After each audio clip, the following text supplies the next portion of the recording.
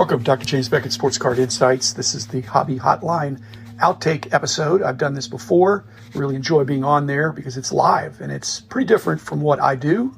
I get to hear from different people in real time. John Newman did a great job, Sports Card Nation, as a quarterback. Rich Klein, the all-pro running back, and I was the receiver. As John Newman, Rich Klein, and the other attendees were throwing me some passes, throwing me some questions. These are the excerpts that I thought would be of interest to those who listen to this podcast.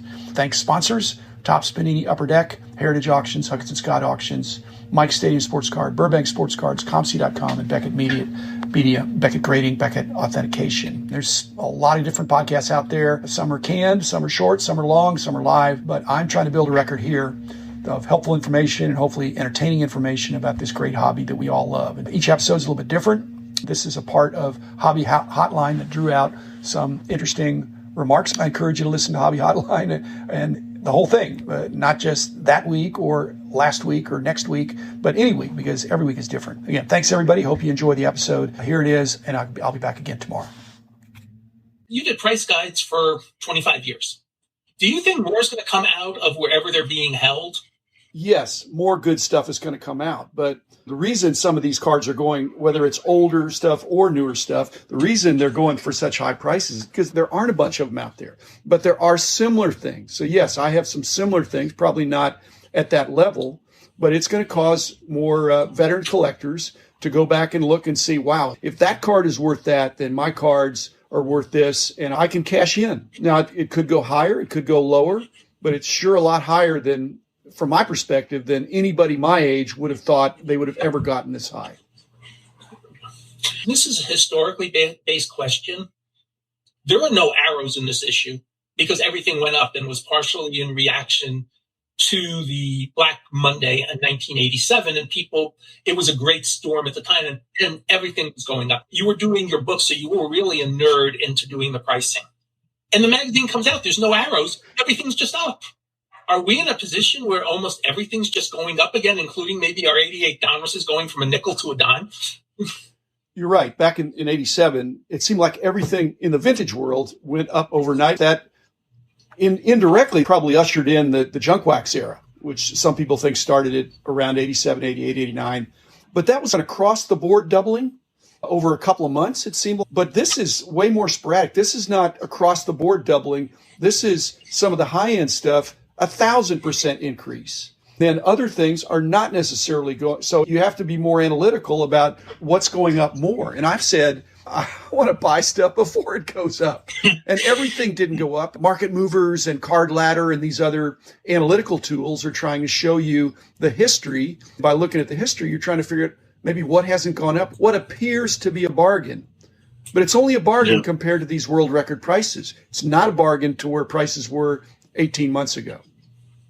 Are these prices actually exciting for the hobby? Is this a good thing, or can there be a negative aspect? The negative aspect is the exciting part. It's unsustainable over time, not just the increase, but the continuing increase. Is it exciting? Absolutely. Is it long-term good for the industry? Not so sure. One thing it does, it brings cards out of the closet and new people into the market.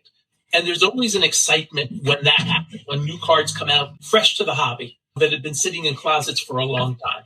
There's also an excitement when somebody new enters. If you're new, you may look at something with a new light, but there's a famed statement that an employee is at his most productive the first 90 days on the job. A new hobbyist will be the most excited the first 90 days into his or her collecting. Then you start saying, okay, I feel jaded or I'm this way.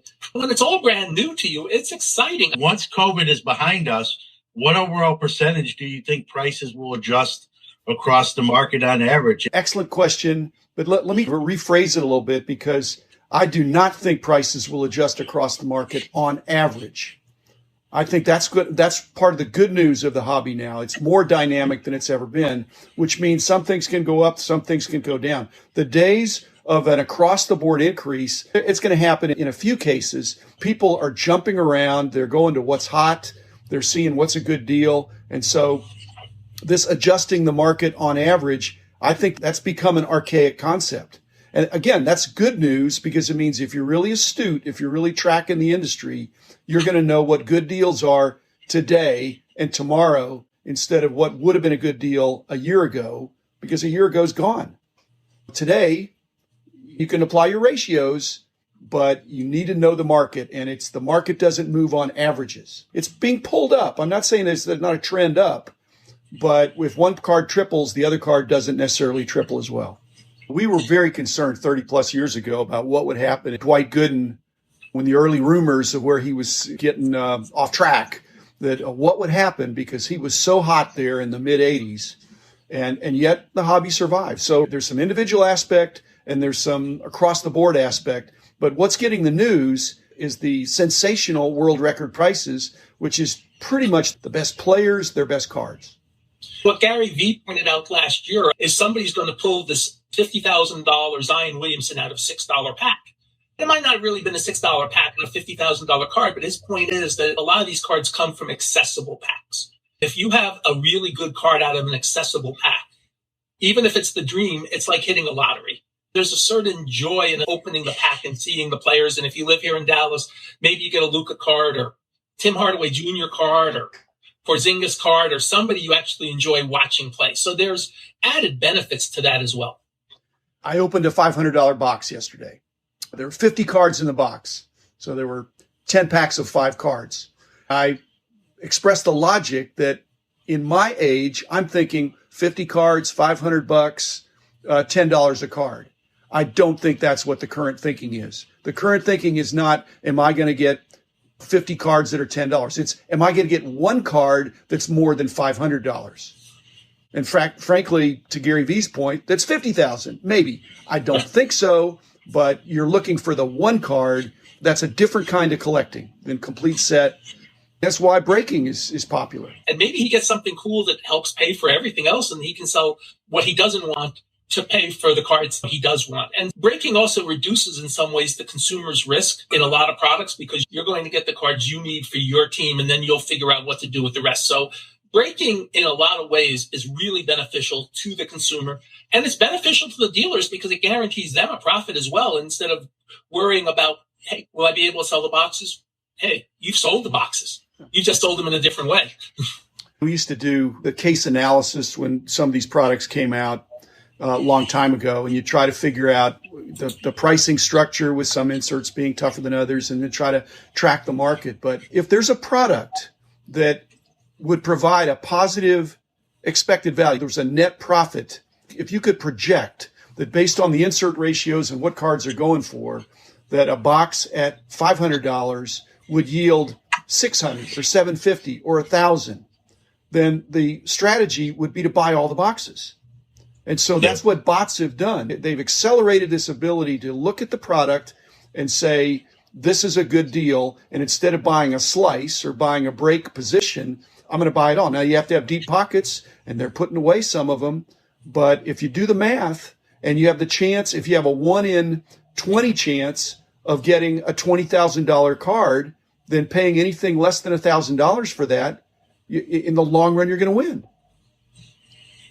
Yep. I stand by the fact that when you're looking at getting into a break, as opposed to buying the product yourself, as opposed to buying singles, there's an analytical approach that could suggest which one of those three is the better deal. And that's going to change over time because it's a super dynamic hobby right now, and I hope it always is. One thing Dr. Jim and I talk about frequently is the 20-25-year rule.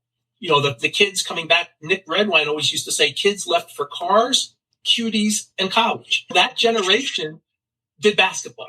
We haven't touched on basketball yet, but that generation did basketball, which exploded even more after the baseball strike.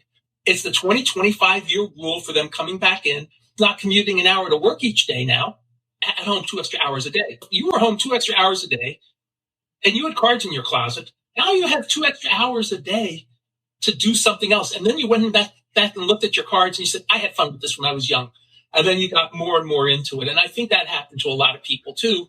And this price explosion gets other people in who say, there's real money in this. Let's get into it. So there's a lot to this. We're realizing that we always think there's a certain percentage of people that have the collecting gene.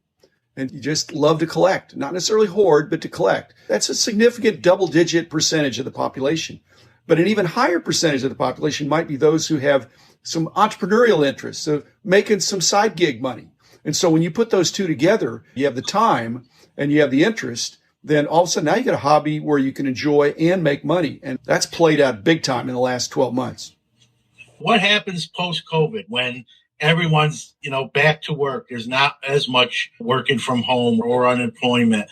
Maybe there are no more stimulus packages. And as we know, this hobby, it's just so dynamic. The way I slice it is that, are there going to be player corrections? Absolutely. There always will be. Are there going to be product corrections? Absolutely. There always have been, always will be. Are there going to be sport corrections? I think there will be. There's some sports, I'm not going to mention anything about dribbling, but there are sports that could have a little bit of a correction.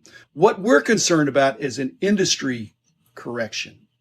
And with so many alternatives, I'm hopeful that as collectors get frustrated as things go up, but then they go down, that they look for other things and they stay within the hobby. That's my great hope, that it's a great hobby. If you picked basketball at the peak and it drops a little bit, I think people are moving to football. It's the opposite of vaccinations. Traditionally, vaccinations are giving you a little bit of the disease so that you won't get the full disease.